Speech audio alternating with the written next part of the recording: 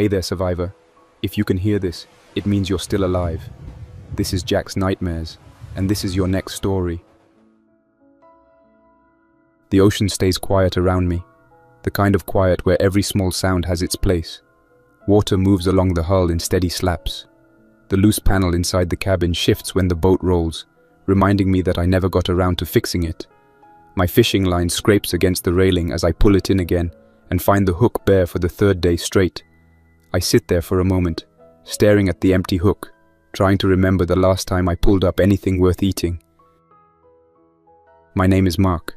Before the world collapsed, I worked at a marina that mostly existed so wealthy weekend boaters could complain about engines they never maintained. I tied knots for people who did not know how, patched hulls that scraped against docks, and kept old motors alive long enough for someone else to break them again. I never thought any of that would matter once the outbreak hit. But those small skills kept this little cabin boat running long enough for me to get out when the city lost control. I did not steal it out of greed. I took it because the alternative was staying on a burning shoreline, with crowds pushing each other toward whatever waited there. Now the boat is almost out of fuel. The tarp sail I rigged pulls us sideways more than forward, and I spend most days drifting wherever the wind decides to shove me. The sky is a dull grey with no clear sun to judge time. My stomach does most of the timekeeping now. I drink a slow mouthful of rainwater from a jug and put it back immediately. If I finish it too fast, I will have nothing for the next storm. The radio sits on the small shelf next to the wheel. I keep it turned off, because the few times I switch it on, I hear nothing helpful. Static, distant calls for help, someone crying, someone warning others to stay away from a shoreline whose name I can barely make out. Every transmission drains the battery, and every response would invite someone to track me. Months ago, I listened more. I heard enough broken conversations to know nobody is organizing rescues out here. No Navy, no Coast Guard, just scattered calls from people trying to survive one more night. After a while, I learned that silence can be a shield. I lean back and look at the horizon. The ocean looks empty at first glance, but it never truly is. Sometimes I see the dark outline of a drifting sailboat with torn canvas and no signs of life on board. Sometimes a capsized hull floats past, rolling in the swell. A few weeks ago, I watched a massive cruise ship in the distance, angled to one side, windows dark, nothing moving across the decks. I stayed as far from it as I could. Too many levels, too many unseen places where the infected could be waiting without a sound. Today, something different sits in the fog. At first, it looks like a smudge on the horizon, nothing more than another trick of distance and haze. I narrow my eyes and wait, letting the wind move the fog instead of trying to guess too early. The shape holds. It grows. I straighten up and brace myself against the rail because the boat shifts under me when I try to stand fast. As the mist thins, the shape becomes more defined. A flat, towering wall rises out of the water. Color breaks through next. Faded blue, chipped red, dull gray. Stacked blocks arranged in uneven rows. Shipping containers. A cargo ship. My first reaction is not excitement. It is suspicion. A vessel that big would not just drift out here without power unless something went very wrong on board. That means crew. Crew means infection. If none of them survived, the dead are still somewhere inside. If some of them survived, then someone already picked through everything useful or turned it into a guarded camp that will not welcome a stranger in a small boat. Still, I count the reasons I cannot ignore it. My fuel is low. My fishing line is worn, and my hooks are bending. My water collection setup is one bad storm away from ripping free. My boat has no insulation and nights are getting colder. A ship that size is shelter, storage, equipment, tools, food, maybe even medicine if the containers hold something more than junk. It is also a trap if I misjudge it. I angle the little boat toward the cargo ship and loosen the tarp sail. The wind helps, but the approach is slow. The ship grows from a block into a giant wall of steel and color. The bow is high, the name half rubbed away by salt and time. Letters remain, chipped and rusted. I read Pacific, and some numbers, nothing more. The hull has patches of orange rust around the waterline. Some containers near the stern are missing, leaving empty gaps. A few hang at crooked angles, held by bent metal and twisted cables. No lights, no engine noise, no smoke. The entire thing floats in a slow, lazy drift. The sea is mild today, just enough swell to roll my boat slightly and make the cargo ship sway with a heavy, delayed rhythm. I circle wide at first, staying out of easy sight of the decks. The ship is so tall that the main deck blocks most of my view. I catch glimpses between container stacks as I move. No one leans on the rail, no flags move in any breeze. I scan for obvious signs of life. Laundry on a line, tarps, smoke trails, homemade antennas. Anything that says someone claimed this already. I see nothing. Only rust and dirt and seagulls resting on railings, watching me with dull eyes. Seagulls do not sit calmly near busy people. That is one quiet vote in my favor. I steer closer to the stern. The back of the ship steps down in levels, with ladders and metal stairways climbing the outside. I spot something better than that. A pilot ladder hangs from one opening in the hull, near the waterline. It is a long rope ladder with wooden rungs, the kind used when harbor pilots climbed aboard. The end drags in the water and rises again as the swell moves. It looks old, swollen from soaking, but still attached higher up. That is my way in. My hands tighten around the wheel. This is the moment where I should decide if I am going to act or back off. I imagine another week on the little boat, counting hooks and hoping storms do not tear the rail off. Then I imagine sleeping in a room with steel walls and a real door with a lock, and maybe food that is not just thin fish and stale crackers. The choice is not a real choice. I bring the small boat in. I take it slow. The last thing I want is to smash my bow into the cargo ship and crack it. I kill the engine and let momentum slide me in. When I get close enough, I grab the ladder end with my left hand and hold my boat with the right. Rope scrapes my skin. It smells of salt and mildew. The hull beside me rises straight up, a solid wall of metal. No climbing holds. If the ladder fails, there is no second option. I tie my boat to one of the lower rungs with a quick knot. I check it twice. I sling my backpack over my shoulders. Inside is my small water bottle, a handful of crackers, my basic first aid kit, and a hammer and long screwdriver that pass for weapons. A kitchen knife sits in a sheath on my belt. I wish I had anything better, but this is what I walked out of the marina with. Then I start climbing. The ladder sways with every step. My boots press into the wet wood. The rungs shift and groan. I climb in short, careful movements. Water bumps the small boat against my legs once, then again. The rope scrapes loudly against the hull. I stop and listen. No sound from above. No shuffling feet. No voices. Only the quiet wash of water and distant gull cries. When I reach the opening, I hook an elbow over the edge and pull myself into a low entry hatch. The metal is cold under my forearm. I slide in and roll to my side, then get to my knees and look around. I am in a small, sheltered deck area, a kind of maintenance platform near the stern. To my left, steel steps climb toward the main deck. To my right, another door leads deeper into the ship. The air inside the opening smells stale and sour, with a faint underlying touch of diesel and something old that I do not want to label yet. I pull the ladder up by a few rungs and tie it off so my small boat will not drift free. Then I take out the hammer and screwdriver, one in each hand, and move toward the stairs. My footfalls echo in the metal space. I try to place each step gently, but there is no real way to be quiet on steel stairs. Every tread rattles. At the top of the stairs, the world opens. I step onto the main deck, surrounded by walls of containers stacked in rows. The sky looks close between them. The layout feels like narrow city streets made out of steel boxes. The paint is faded and streaked with rust. Numbers and shipping logos mark some containers. Many have dents from rough loading, some so deep that the doors look warped. I stay low and move between two container rows, keeping the central aisle in my peripheral vision. I keep listening for any sound that is not wind or seagulls. For a while there is nothing, just the faint creaks of the ship shifting on the water. Then I hear something new, a dry scuff, a slow shuffle. It comes from near the bow, far ahead. I freeze and rest my shoulder against the side of a container. The sound repeats. It is not steady. It comes in short movements, then stops.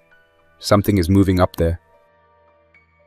I move along the edge of the containers in short bursts, checking each gap and corner before I cross it. Part of me wants to turn back and pretend I never saw this ship. The rest knows there is no easy life waiting behind me. I moved past easy months ago. I edge closer until the bow area opens up. There is more space there, fewer containers, and a straight view to the front of the ship. Near the center of that open deck, I see a figure. It stands with its back turned to me, wearing a dirty coverall. The fabric is stained and stiff. The head tilts slowly left and right as if listening to something only it hears. The skin visible at the neck looks grey and dry. The hands hang awkwardly, fingers curled. It stands near a rusted winch and a coil of heavy rope. An infected crewman. I have seen many of them over the last year. I know the way they move. I know the way they turn too quickly when a sound catches their attention. I know their focus does not shift away easily once they notice someone living. I stay still and watch him.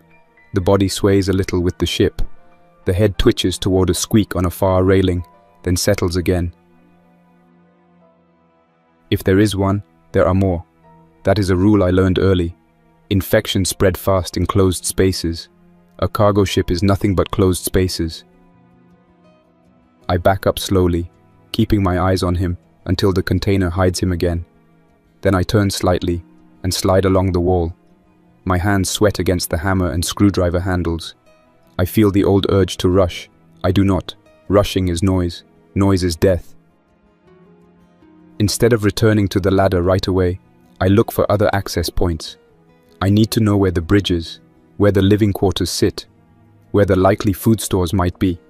If I leave now, I will have to come back blind again later. I do not want that. I spot the superstructure rising toward the stern, that white block of levels where the bridge and crew cabins usually are. Windows look out over the deck. Some are cracked, some are smeared with grime from the inside. Metal stairs climb the side up through several floors. That is where I will find answers. That is also where I will find more infected. I move to the stairwell entrance and pause. The door is slightly open.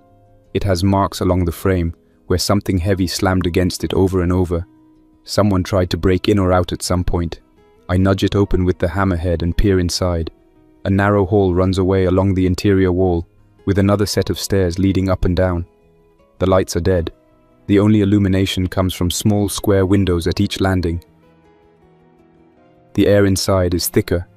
I smell sweat, old food, and something sour that has settled into metal and fabric and refuses to leave.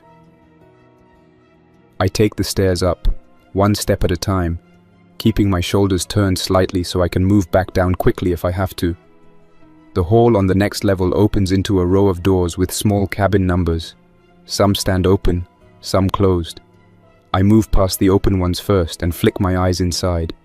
Beds unmade, clothes on the floor, a picture taped above one bunk, a mug tipped over and dried on the small desk. No bodies in these rooms. Halfway down the hall, I hear another sound, a wet, dragging noise. I stop and lean close to one closed door with a metal latch. Something scrapes softly on the other side. Then there is a dull thud. A low growl hums through the metal and dies out. Someone turned in there, or more than one. They cannot open the door. The latch is still set from this side. The metal vibrates faintly with each movement. I step back and leave it closed.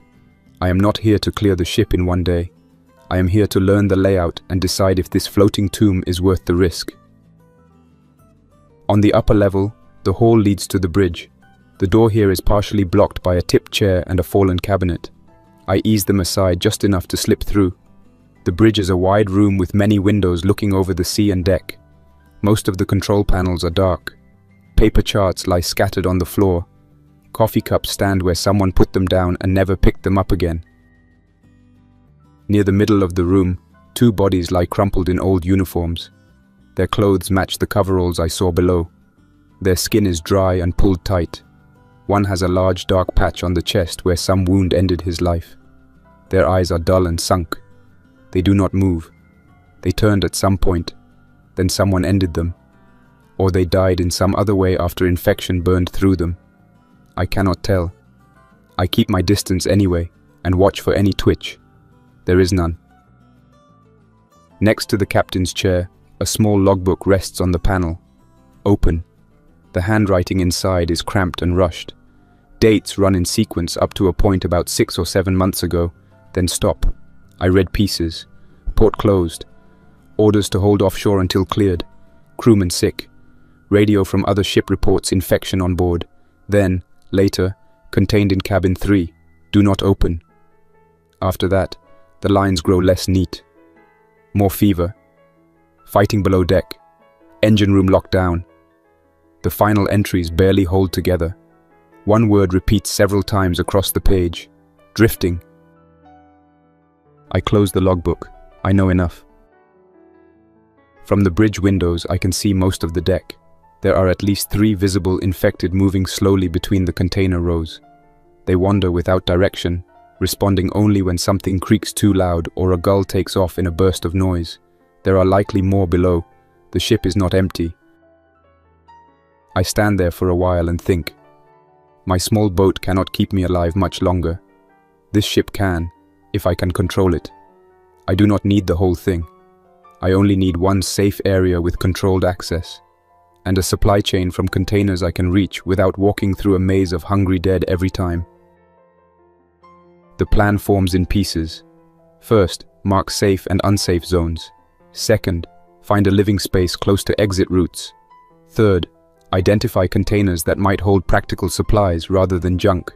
Fourth, figure out if I can keep this thing from crashing into rocks the first time a real storm hits.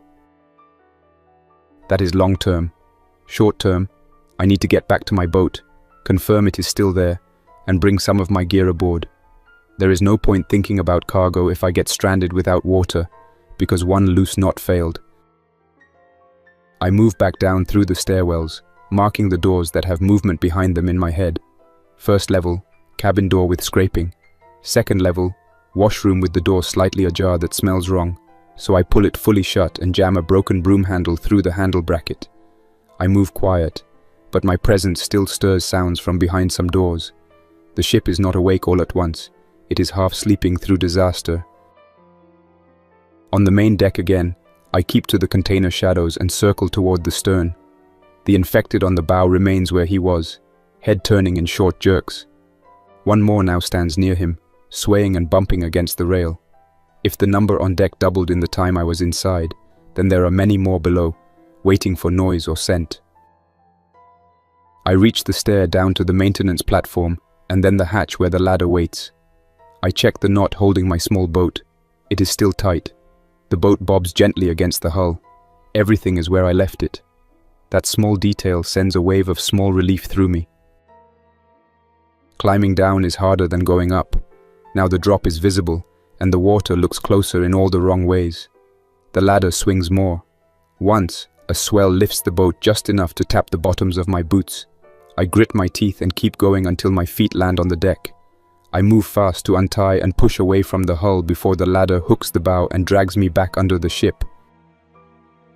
When I am clear, I turn the engine over and it coughs into life. The sound is louder now in my own ears, but out here, it vanishes fast into open air. I steer into a slow circle and look back at the cargo ship. From a distance, it returns to being a silent steel wall with colored blocks. The infected on deck are too small to see from here. No one stands at the railing watching me. I drop anchor a few hundred yards away, close enough to keep the ship in sight, far enough that I can move if some other survivors appear and see both of us. I spend that night restless, waking at every hollow thump from the direction of the larger hull. The ocean carries sounds strangely. Sometimes it is nothing but containers shifting in their metal locks. Sometimes it is a low growl that might be wind, or might be something else. In the morning, the sky is clearer. I eat a small portion of crackers and drink just enough water to wet my throat. Then I pull out the short scrap of paper where I keep rough counts. Food, low, fuel, Very low. Hooks. Damaged. My future if I ignore that cargo ship. Short. So I make the choice I knew I would make the moment I saw it. I am going to take that ship. I spend the next hours preparing. I move everything that matters from the small boat into one pile. Spare rope, tools, the rainwater jugs, a small stash of canned beans I took from a half-flooded dock store months ago, my bedding. I look at the pile and see how little of my old life remains. Then, I add one more thing. A small red gas can with the last fuel. If I ever have to run the ship engines for any reason, that can will not matter. But I might need the fuel for a generator or some other machine inside. It is worth carrying. Before I head back, I think about weapons. The hammer and screwdriver are fine for one infected in a hallway if I hit first. They are not enough for a swarm, or for another human with bad intentions. I search the small boat again, and dig deeper in the storage under the bunk. I find the emergency flare gun and a box with 8 flares. I never used them. Where would I call for help now? Today, they become something else. Firepower in tight spaces. Not ideal, but it beats empty hands. I lash the gear together into 2 loads I can carry on my back and chest. Then I return to the ladder. This second climb feels different. First time I was a visitor. Now I am a thief trying to turn into an owner. The ship sounds busier today, not because more infected arrived, but because now I am listening for every hint of them. Footsteps echo faintly through metal when something moves 2 decks above. A muffled thud rattles a door far down the hall. Somewhere deep in the hull, a chain or cable shifts and clinks. The ship feels alive in a sick way. I decide on a base of operations. On the level below the bridge, I find a corner cabin with only one main door and a small porthole. No adjoining doors. The bed is narrow but solid. There is a built-in cabinet. The room smells less foul than others, maybe because whoever used it left early. I clear the few scattered clothes and personal items to one pile and block the door with a heavy chair. I can move it quickly if I need to, but it adds a bit of friction between me and anything outside. Trip after trip, I carry gear from the small boat.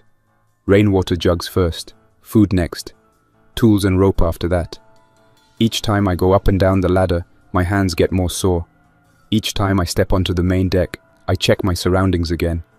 The infected on the bow still roam their small area. One more now leans against the rail near the midsection. I mark the safe paths in my mind. On the third trip, I nearly walk straight into one. I come around a container stack, focusing on the sound of my own boots. When I step out of the narrow space, I see him standing 10 feet away, facing a wall. He wears a stained white cook's jacket. Grey material clings to his shoulders. His hair is matted and dried. He turns faster than I expect at the small clink of my water jug.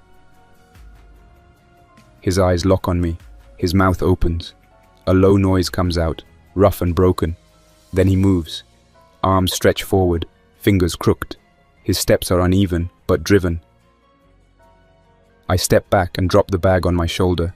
The weight hits the deck with a dull thud. I pull the hammer up and raise the screwdriver like a short spear. My hands are not steady. His shoes scrape across the metal as he closes the gap. I do not aim for the head right away. It is smaller than people make it sound in stories. I aim for his knee. The hammer cracks into it with a solid impact. The leg buckles.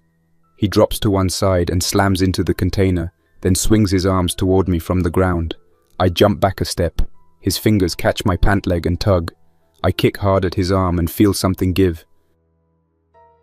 While he tries to twist over, I move behind him and jab the screwdriver down at the side of his neck and base of the skull. The first hit glances off bone. The second sinks deeper. He jerks once and then stops moving.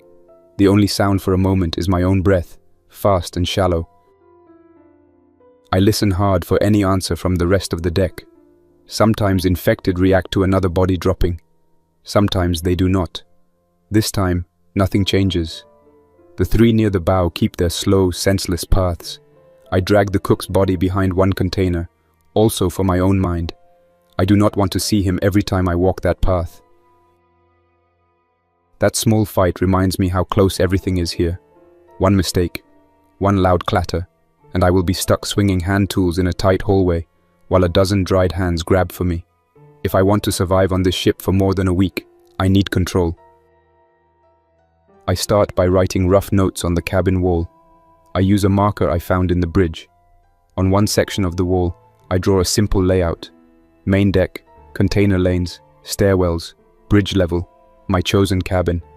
I mark cabin doors that have infected behind them with a black X.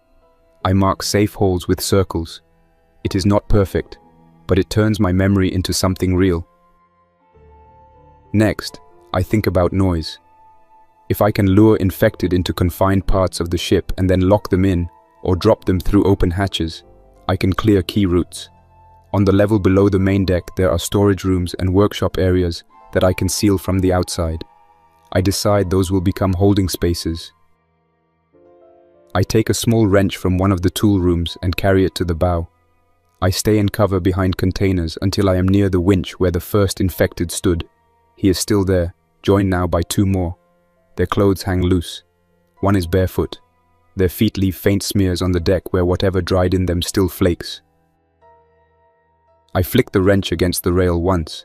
The clang is sharp and rings across the deck. All three heads snap toward the sound. Then they start moving toward me. I back up into the container maze and walk at a steady pace, letting the echoes guide them. Every few seconds, I tap the wrench against metal again, keeping their attention. I lead them toward one of the open stairwells that goes down into the interior. The hatch door is wedged open. Below, a dim hallway runs along the hull. I step just inside and make another noise. The infected push through the door in a staggered line. Their feet catch on the small lip of the hatch, but they do not care. They only see me. I retreat down the hall, counting doors. 1, 2, 3. The fourth door on the left is the storage room I picked earlier. Its walls are solid, no porthole. I go in, make sure the far wall is clear, then step back into the hall and bang the wrench hard against the frame. The sound is painful in the confined space. They hurry now, as much as their ruined bodies allow. The first reaches me just as I step back into the storage room. I move around the edge of the door and shove the second one in with him. The third stumbles following their motion. Once all three are inside, I slam the door shut and throw the latch. Hands hit the inside metal. Hollow thuds shake the frame. I stand there holding the handle even though the latch is enough. Sweat runs down my back. It is an ugly method, but it works.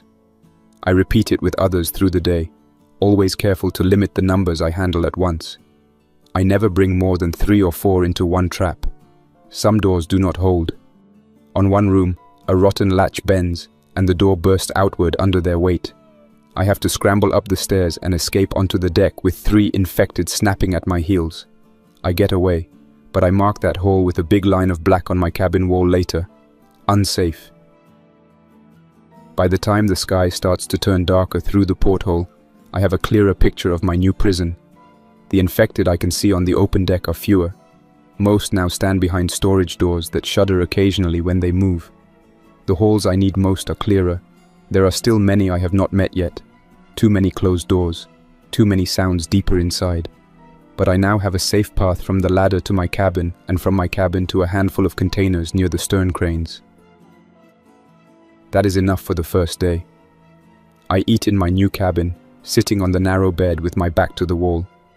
I chew slowly and keep my ears open. The ship moans and ticks around me. Somewhere below, a group of infected slam themselves into a barrier for a while, then go still again. The rhythm reminds me of waves, only without any calm. At night, I cannot sleep. Every time I close my eyes, I see the cook's face turning toward me, or imagine doors swinging open without warning. I keep the flare gun within reach under the blanket. My hand stays on it more than I want to admit. When I do drift off, I wake at the slightest creak and stare at the cabin door until the sound passes. The next morning, I move to the first group of containers. Most are locked with heavy mechanisms that would need proper tools or cutting equipment. Some, though, were either left unsecured or twisted just enough that I can force them open with the long bar I found in the workshop. The first container I crack open holds stacks of boxed kitchen appliances. Toasters, blenders, Little coffee machines in bright packaging, all brand new, all wrapped in cardboard and plastic. I stare at them and feel a dull wave of frustration. None of these will cook food without power. The only thing useful here is the cardboard, which can serve as tinder, and some metal parts I could strip in an emergency. I leave most of it and close the doors loosely. The second container has bundles of clothing, plain shirts and pants in multiple sizes, packed in clear plastic. This is better. My own clothes are worn and stained. I grab a fresh set and stuff them in my pack, then think bigger. Extra layers mean warmth. Fabric strips mean bandages. I pull out a few more bundles and stack them near the edge for a later move. On the third container, my luck improves. Inside are pallets of bottled water. Rows and rows of clear plastic bottles shrink-wrapped onto wooden bases. Some plastic has warped slightly, but most bottles look intact. I press a finger against one and feel the familiar give of clean water behind it. My throat tightens at the thought of never having to drink rainwater off a dirty tarp again. Of course, it is not that simple. The container opening is chest height. The pallets are packed deep in. Each bottle I take means lifting, carrying, and storing. But the resource is there now. That changes everything. In another container I find canned goods. Not endless, but enough to matter. The labels are in different languages. Beans, vegetables, fruit syrup, meat products with long shelf lives. Some cans have dents and rust at the edges, so I set those aside. The rest I pile near the door and lug back to my cabin, one crate at a time. The work is slow, hard, and constant. That is good. It keeps my head from sinking into old memories. Every time my mind drifts toward the first weeks of the outbreak, to the harbor in chaos and sirens echoing over the water, I find another crate to move or another door to test. 3 days pass in that rhythm, clearing small areas, moving supplies, marking the map on my wall. The ship starts to feel less unknown and more like a battered building that I can patch one piece at a time. I still sleep badly. The infected are still everywhere behind the order I carved out, but I stop jumping at every tiny sound. On the 4th day, I reach the engine room. I find the access hatch near the center of the ship after following a set of stairs down from the workshop deck. The door here is heavier, with a sign stamped in warning colors. It is slightly open. Someone set a toolbox in the way to stop it from shutting. Inside, the air is stale and hot even with the engines dead. The machinery fills the space with dead weight. Pipes run along the walls. Tools hang on hooks. Gauges on control panels rest at 0.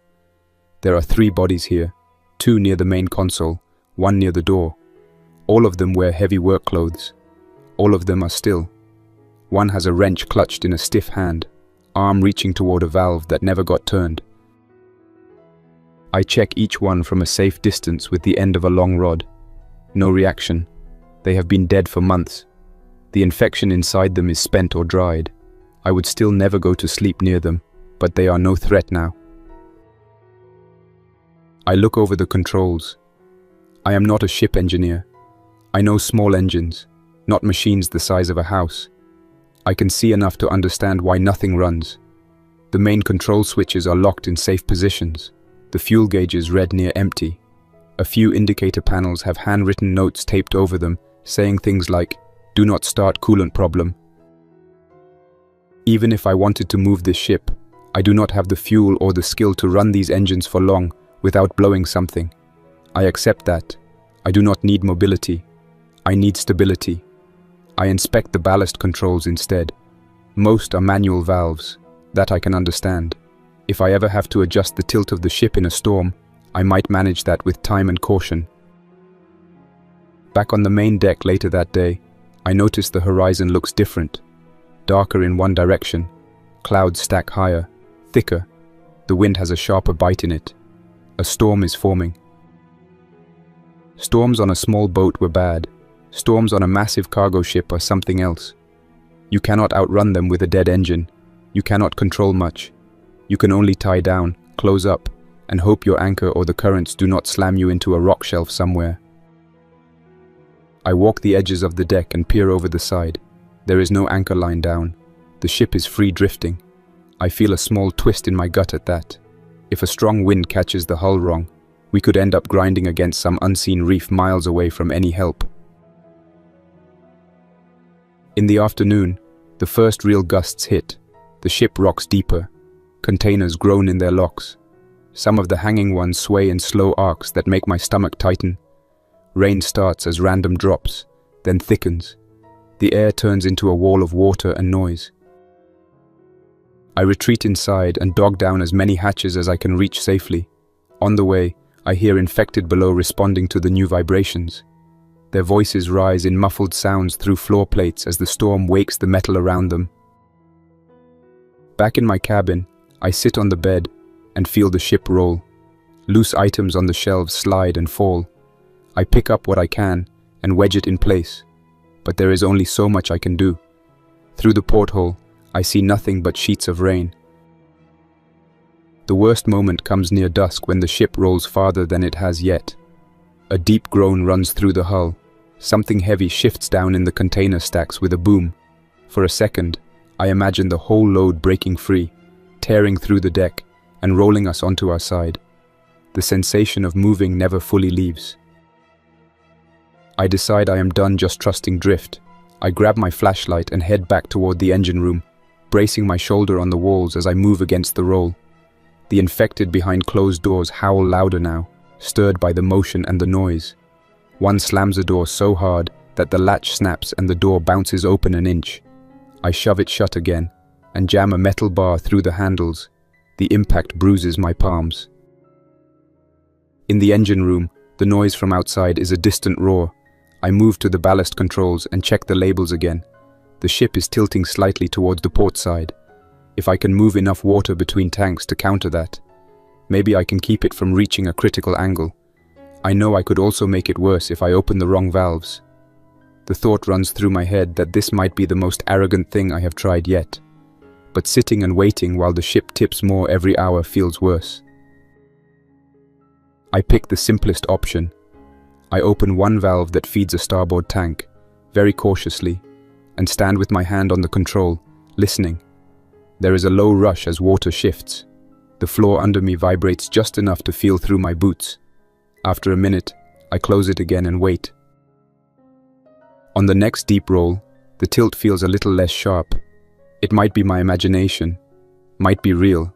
I repeat the process once more, then stop before I convince myself I am a genius and flood something I cannot see. Ships this size went through storms before without my help. I remind myself of that and leave the rest to the hull. The storm goes on into the night. It is long and loud and turns time into a stretched mess. I stay mostly in my cabin, leaving only when some crash sounds too close and I have to make sure a door did not blow open. One of the storage rooms I used for infected bursts its latch, and 3 of them spill into the hallway. I meet them with the flare gun. At that range, the flare slams into the chest of the first one and erupts. Fire spreads across cloth and dried flesh. The infected thrashes and falls into the second. Both tumble against the wall, burning. The third stumbles through the mess, arms flailing. I hit him in the face with the hammer again and again until he stops moving. The smell from the burning bodies is thick and foul, but the flames also finish the job. I open a nearby hatch to let some smoke out and close everything behind me again. When the storm finally eases, the ship settles into a slower motion. My muscles feel drained. My hands are scraped and sore. I drag myself back to the cabin and sit in the doorway for a while, just listening to the new quiet. The next morning, the sea looks different. The waves are low and choppy, leftovers from the night. Debris floats around us. Pieces of broken wood, scraps of plastic, an overturned small boat in the distance. The sky is pale and washed out. Near midday, I see another boat. It is a small inflatable with a hard bottom, pushed along by a low outboard motor. 3 people sit in it, 2 in the back, 1 in the front. They wear mismatched jackets and caps pulled low. The boat cuts across the water in a line that will bring it right past the cargo ship. I step back from the rail and watch from the shadow of a container. The inflatable slows when it gets close. One of the figures in the back points up at the hull. I can hear faint shouts over the water now that the wind is calmer. Words do not carry clearly, but the tone does. Surprise, interest. They circle once, just as I did days ago, checking for signs of life. They do not see me. I keep low. Part of me wants to wave and call out. Human voices cut straight through all the dead noise in this world. The rest of me remembers stories on the radio, and the way some survivors looked at others in the last week before the marina fell, hungry in more ways than one. The boat nudges closer to the hull near the ladder. They have spotted the pilot ladder hanging there. One man in the back stands up and grips the rungs to test them. He seems satisfied. He calls something to the others. That is when I know talk is not going to be the first step with these people. If they board and explore without knowing someone already lives here, they will think it is free. Once they feel that, they will not hand it back. I move quickly to the bridge. From there I have a clear view down the side. I also have access to the old horn and some external speakers. I flip switches and hope the batteries still hold enough charge for one final act. A faint glow comes to one indicator. That is good enough. When the first man starts to climb the ladder, I grab the horn control and press. The sound that erupts from the bow speakers is deep and brutal. It floods the air with a long blast. The entire ship vibrates with it. Down on the ladder, the man flinches and almost loses his grip. The inflatable shifts wildly as the others look up in shock. The horn does more than startle them. It wakes the infected. All over the ship, behind doors and in halls, they respond. I hear the thud of bodies hitting metal. Doors rattle. Voices rise in horrible chorus. On the deck near the midsection, several infected stagger out from behind containers, drawn toward the ladder by the noise and the scent of fresh bodies. One of the survivors on the boat sees them and shouts something. The man on the ladder looks up, sees the figures on the rail above, and drops back into the inflatable. They shove away from the hull in a hurry, the engine revving hard. As they speed off, one of them turns and raises his hand in a rude gesture toward the ship. I cannot hear his words, but I see his mouth move in anger. To him, this place is not a miracle anymore. It is a haunted trap, full of those things, and ruled by some unseen force that can blast a horn that wakes them up. It works. They leave. I stand there gripping the horn control and feel a mix of relief and something darker. I just used the infected as guard dogs. It was efficient. It also means that the next time someone approaches, I might do worse. Days pass after that with no new boats. The cargo ship drifts in slow arcs. I track the sun and guess roughly where we might be. It does not matter too much. As long as we stay off visible reefs and shorelines, open sea is safer than any town. I start a habit of climbing to the bridge roof every morning. From up there, the sea stretches out in every direction. Some days are bright and sharp, sky clear, horizon clean.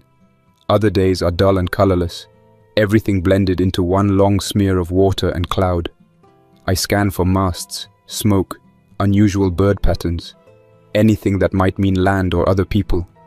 Most mornings I see only waves, gulls, and the occasional drifting trash patch. My life settles into circles, cabin to deck, deck to containers, containers to engine room and back. Each loop has a purpose. Check doors, listen for broken latches, move food to storage, check water bottles for leaks. I do not sit idle for long. When I stop moving, old noise creeps in, shouting from the marina, sirens. That first sprint along the dock with other people pushing and yelling as if there was still any order left. I keep those memories in a corner and seal them there with work. I refine my stronghold. Infected in the storage rooms make noise at random, but they are contained. When a door frame warps enough that I do not trust it, I do not stand there and argue with myself. I go to the workshop, find a length of chain or a steel bar, and brace the door shut from the outside. I give up on the idea of ever using that hallway again. This ship is big enough to sacrifice space to safety. The food situation is better than I expected at first. The canned goods are not endless, but there are more than I can move in one day. Bottled water is still the biggest blessing. I fill my cabin with crates until there is barely room to turn around. I leave more in the container itself and mark it on my wall map. One pallet at a time, this ship turns from a random wreck into a warehouse I actually know. After about 2 weeks of this routine, I start thinking bigger about power. So far, I have used only flashlights, candles, and the last life in emergency batteries. That cannot last. The generator room on the lower deck holds 2 big diesel units. Both sit silent now, fuel lines dry. I do not have enough diesel to feed them properly, and I would be deaf and dead from noise before long if I tried. In one container, though, I find something strange and useful. Pallets of boxed camping equipment, tents, lanterns, small gas stoves. Among them, stacked in smaller boxes, are compact solar panels meant for off-grid campsites. I open one box and pull out a panel. It is not large, maybe big enough to power a radio and a light or two, but there are dozens of them. The instruction sheet is simple enough. I have tools. The roof of the bridge gets full sun on clear days. It gives me a project that feels almost normal. I run cables through a cracked vent, mount a line of panels on brackets I bolt to the superstructure, and connect them to a bank of batteries I pull from dead emergency lights. There is a quiet satisfaction in watching a small charge controller blink to life. The first night I flip a switch and a single overhead light in my cabin glows with a weak but steady glow. I feel something close to what regular life used to be. Not comfort, just function. The cost shows up a few days later. The panels draw attention. Birds land on them, leave droppings, pick at the cables. I have to shoo them away. That is a small problem. The bigger one comes from below. To mount the panels, I spent a lot of time walking on the exposed upper surfaces of the ship. I might as well have been ringing a bell. Infected under the decks follow sound. They cannot reason, but they respond to patterns. My footsteps above one stairwell, back and forth, make them gather beneath like some bad audience. On the 5th day after I set up the panels, I head down to check one of the mid-level corridors near the workshop deck. I have been using that route often because it cuts the corner between my cabin and the food containers. As I reach the top of the stairs, I hear more noise than usual from below. Not just a few stray impacts, a steady press of bodies against metal. I step down 2 steps and peer around the corner. The hallway that was mostly clear last week is now a crawling mess. A cluster of infected wedge against a door to one of the storage rooms. The frame bows outward with their pushing. Others stagger behind them, shoving forward without understanding why the ones in front cannot move. More of them wander up and down the hall, bumping into walls and each other. 12 at least, maybe more hidden around the far turn. If any one door in that section fails, I lose not just the room behind it, but the whole corridor. That means no easy path to the workshop. No shortcut to half the ship's tools and some of the food. I know exactly why they are here. My own footsteps, the roof work. Maybe the long horn blast from days ago still echoes down here in their broken heads. It does not really matter what triggered them anymore. What matters is what I do before they push something open that should stay shut. I consider going down there with the hammer and screwdriver. The idea dies fast. With that many, I would be on the floor in seconds. The flare gun might drop 1 or 2, but then I would be stuck in a smoke-choked corridor, with more coming through fire. I pull back from the stairs and focus on the layout instead. There is another access to this level near the stern, a vertical ladder shaft. If I can reach the other end of that hall from downstairs, I might be able to trap this crowd from both sides. Not with my hands, with the ship. I go back up and cross the deck, keeping to quiet steps near container walls. The wind pushes faint spray across the bow, but the weather is calm. That is one blessing. At the stern, I drop down an internal ladder to the lower deck. This level smells worse. Stale air, oil, old sweat, and rot all mixed into something permanent. I breathe through my mouth and move toward the section that runs under the crowded hall above. Here the walls narrow and the air changes. Bulkhead doors break the lower deck into watertight sections. Some are open, some closed with heavy wheel locks. One door has a warning scratched into the paint in a language I barely know. The message is clear enough. Do not open. I listen at each open segment and picture the layout.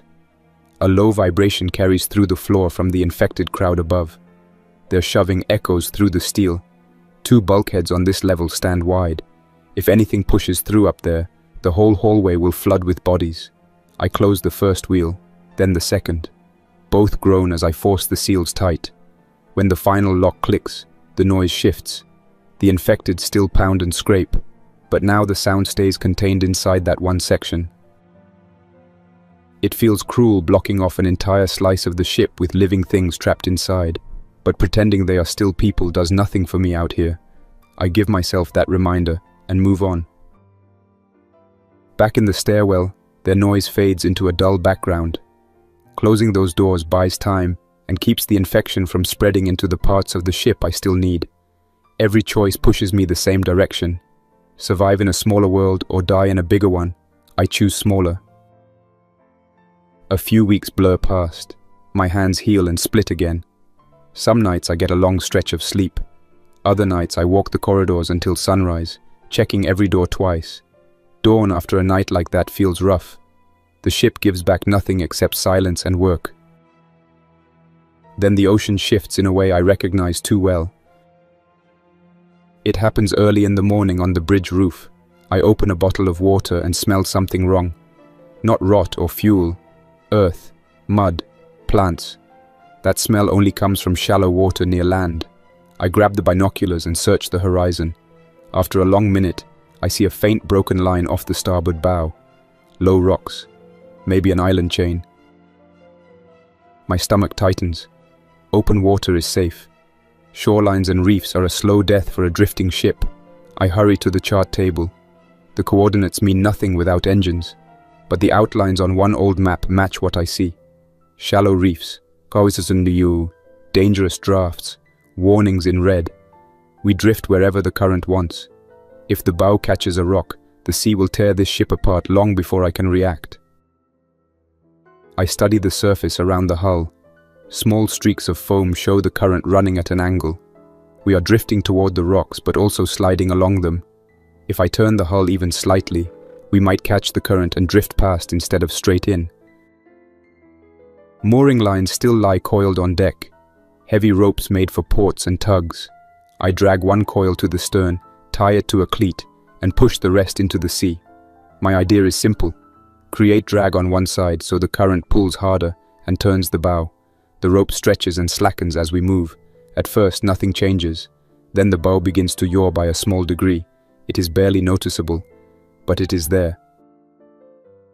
To be sure, I drop a second rope from midship. Both lines creak under the strain. An hour later, the worst of the rocks no longer sits directly in our path. The change is slow but real. It gives me room to breathe. One rope snaps under the current with a crack that rings through the air. The broken end whips back and dents the rail. I lose that line, but the ship has already begun to turn. I retreat back inside with aching shoulders and hope the currents finish what I started. We still pass too close. That night, under thick clouds, the hull grinds against something hard. The vibration crawls through the floor, rattling cans off shelves. I sprint to a porthole, but the dark sea hides everything. The grinding lasts only seconds, then stops. The ship steadies as if nothing happened, but I know better. I head to the engine room. A faint pool spreads across the floor from a seam in the far plating. It is not a rush of water, just a slow, steady bleed. The hull is cracked somewhere I cannot see. The ship is wounded. I check the compartment layout on the wall. The breach likely sits in a forward lower section. Each of those compartments can flood without sinking the ship if they remain isolated. If not, water will spread until the whole bow dips under. I move fast through the lower deck, closing every hatch I can remember leaving open. Most seal without trouble. One hangs crooked, bent long ago. I brace it with scrap metal and bars, even though I know it is a weak fix. I keep checking the engine room. The water rises slowly. We have time, but not much. By morning, the bow rides slightly lower. The ship is stable for now, but sagging. If the water stays contained, we survive. If it spreads, we sink. I walk the forward lower decks one last time and gather every useful piece of food or equipment I can carry. Then I seal those hatches permanently and paint a red line across them as a warning to my future self. Past that line is flooded steel and trapped infected. That part of the ship is dead to me. Giving up that space tears something out of me, but clinging to it would only get me killed. Out here, survival means cutting away anything that drags you under. Not all the danger comes from outside. Some grows in my own mouth. A tooth that has been aching for days now pulses with heat and pressure. The gum is swollen and sore. Cold water sends sharp pain through my jaw. Out here, an infected tooth is not an inconvenience. It is a countdown. I check it in a mirror. The root looks dark. Angry. I know what that means. Without help, it will kill me. I search the infirmary. There is a small rusted dental kit and half a bottle of basic pain tablets. These tools were never meant for serious work, but they are all I have. I lay them out in my cabin and boil water. 2 pain tablets go down dry. I sit on the bed, brace my back, clamp the tooth, and pull. The process is rough. The tooth breaks before it gives. My grip slips, sweat drops into my eyes. When the final piece comes free, I sit doubled over with a cloth pressed into the gap. I rinse with salted water and lie back until the bleeding slows. That night, fever rolls through me in waves. I sweat, shake, drink water, and fight the urge to panic. I take a low dose of antibiotics I promised myself I would save for real emergencies. This is one. 2 days pass with me drifting in and out of sleep. When the fever breaks, I feel hollow but alive. The swelling has gone down. The infection is slowing. I survived it. When I finally stand outside again, the ship feels different. It is the same steel and the same rust, but I am changed. Pulling my own tooth out in a silent metal cabin made something very clear. Nobody is coming. Anything that gets fixed here, I fix alone. Life settles again. The flooded compartment stays where it is. The bow rides low, but the ship drifts on. My solar rig still powers the cabin light and radio. Food is not comfortable, but I ration it well enough. Days slide into each other until one morning breaks the pattern. I am in the bridge eating crackers and canned peaches when something bright flashes on the water. I lift the binoculars. An inflatable approaches, bigger than the last one, with 2 outboards and 4 people on board. One stands in the bow scanning the ship. They come straight in without hesitation. Someone told them where to find me. I kill every visible light, pull up the external ladder, and move to the shadows of the mid-deck. The boat slows at the hull. The man in the bow points at the missing ladder. Another reaches into the bottom of the craft and lifts a rifle. A shot cracks the air. Metal sprays near the rail, where my head was seconds earlier. This is not a negotiation. They want the ship. I run to the bridge. The horn is useless now. It would only confirm I am alive and alert. As I pass a lower stairwell, I hear the trapped infected slamming against a door. For once, I see an opportunity instead of a problem. I grab the flare gun and head to a maintenance catwalk overlooking the boat. The man with the rifle ties a grappling hook to a rope and throws it up. It catches on the second try. He tests it and signals to climb. I step out where they can see me and shout, "Do not come up here. This ship is full." They argue back, asking if I am alone, mocking my warning. The climber starts up the rope. If he reaches the deck, I lose any advantage I have. I fire the flare into a side vent below the rope. Flames burst inside the metal cavity. The echo blasts through the ship's guts. The infected respond with a violent chorus of impacts and screams. The whole structure shakes. The climber freezes. The others stare at the hull as the noise rises. Then one of the lower doors gives way. A handful of infected spill onto an outer catwalk, clawing at the open air. More press behind them. The display is enough. The rifleman fires one last angry shot at the hull, then orders the driver to go. The inflatable tears away across the waves. One of them looks back at me until distance swallows the boat.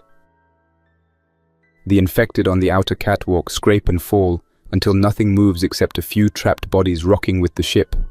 I mark that door on my map, another area I can never use again. Back in the bridge, the can of peaches sits where I left it. I eat the rest without tasting it. My hands shake, and I do not try to pretend it is from the sugar. I know what I did. I used the dead as a weapon. That night, the cabin light glows softly as I lie awake. The ship makes its usual noises, but some of them feel heavier now. I chose this path, and I will live with it. Out here, survival is not clean. Days pass. The reefs shrink behind us. The water in the wounded compartment stays level. I check it every morning. Nothing new leaks. My world is smaller than ever, but it holds. And for now, that is enough. The ship drifts through fog banks and bright patches. Sometimes I hear far distant noises that are not mine. A faint boom that might be thunder or some collapsing structure on a hidden coast. A low hum on the radio that could be an automated beacon, looping the same message long after the operator died. Once, very late at night, I catch a human voice on the radio band. A woman speaking in a language I barely know, reciting coordinates and something that sounds like instructions. The signal fades before I can find paper and write them down. The silence after that feels heavier than usual. I stay busy because the alternative is staring at the wall and asking what the point of any of this is. I inventory again. I check expiration dates, even when I know most of them passed before the outbreak even started. I clean my tools. I reinforce weak points with scrap. I drill new holes for drainage where water collects on deck. I throw dead items overboard to reduce clutter and weight. The ship may be drifting, but it is not dead weight to me. It is a project that never ends. 90 days after the horn blast that sent the first survivors running, I stand on the bridge deck again. The sun hangs low over a calm sea. There is no land in sight. No boats. Just the long, slow swell, the rusted rail under my hands, and the quiet thudding from some far interior door where one more infected spends its days hitting the same spot over and over without understanding what it wants. I think about that young guy on the rope, the way he looked up at me with anger that had no place to go. Somewhere out there he might be telling a story about a madman who lives on a ghost ship and uses the dead as shields. If he is still alive, maybe he warns others away from this area. Maybe he comes back one day with something bigger than an inflatable. Maybe not. I look at my hands. There is scar tissue on my knuckles now, where skin tore from hitting bone. My nails are short and cracked from work. There is a faint line along my palm from where the flare gun recoiled wrong one time and cut me. I barely remember what my hands used to look like before all this. I do not feel like a hero. I do not even feel smart most days. I feel tired and stubborn and unwilling to step aside for anyone else who wants what is left of this place. The world outside collapsed into roads full of broken cars and houses full of old photographs. Out here, I have steel, food, water, and distance from most of the madness on land. That comes with its own cost. If somebody finds this ship years from now, if anyone ever steps onto this deck when the infected have finally rotted into nothing and the waves have finished chewing the paint off the hull, maybe he will walk through the halls and see the red paint lines, the sealed doors, the map on the cabin wall with crosses and circles. He might think this layout came from some professional crew desperately following procedure to the end. It did not. It came from one worn-out mariner hand learning, step by step, what evil he was willing to do to keep breathing. For now, I keep watching the water. I keep listening for new engines. I keep checking the seals on the doors that still matter. The world boiled down to that simple list feels harsh, but clear. If another boat shows up tomorrow, I will decide what to do again in that moment. I do not promise I will be kind. I do not promise I will share. I only promise that I will not give this ship up easily. And that's where we'll stop for now. Thanks for listening. Don't forget to like, subscribe, and tell me how the story hit you. What moments worked, what didn't, and what you'd want to hear next. And a big thank you to everyone supporting the channel, especially with extra membership. Carlos Herrera, Dominique Johnson, The Great Anywho, Jadala, Madam Midnight, Deborah Powell, William Blackwell, TJR. You keep this project alive. Until next time, survivor. Jack's Nightmares signing off.